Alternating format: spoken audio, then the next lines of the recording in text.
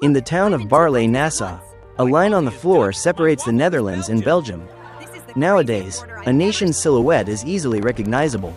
But was it so clear in the ancient or medieval world? Let's say you're a Roman peasant under Emperor Hadrian.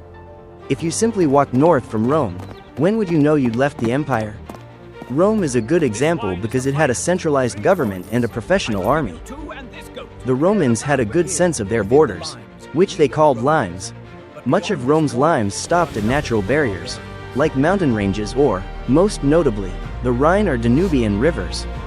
The border was sporadically lined with watchtowers, but naturally, much of it was unmarked. The biggest exception to this was, of course, Hadrian's Wall in Britain. However, modern maps make it look like these areas were firmly controlled. To put it bluntly, this simply wasn't the case. There were settlements close to the lines who made quite a living trading with Rome. And many of those within the Roman Empire, looking at you, Britannia, didn't really see themselves as Roman. Traveling in and out of the empire wasn't too difficult, even via hard borders like Hadrian's Wall.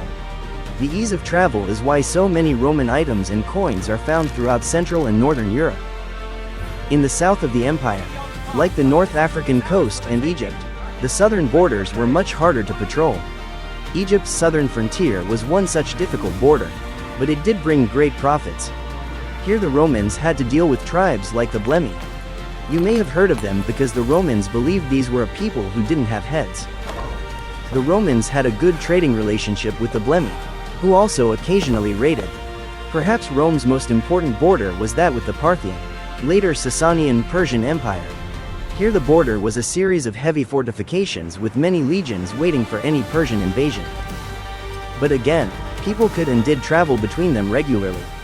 None of this was stagnant. Rome's borders fluctuated massively over the centuries. Moving forward over 1,000 years, we reach the medieval Anglo-Scottish border. This border, formalized in 1237, is not marked by Hadrian's Wall, the entirety of which lies in England. The borderlands, known as the Marches, played host to many a raid or military campaign. The practice of Scottish raiders extorting money from Englishmen gave birth to the word blackmail, meaning illicit rent. Policing these raids was basically impossible since no government was capable enough to oversee the roughly 100-mile border. To conclude, borders in the modern sense didn't exist in the ancient or medieval world. Instead of strict lines, there were frontiers,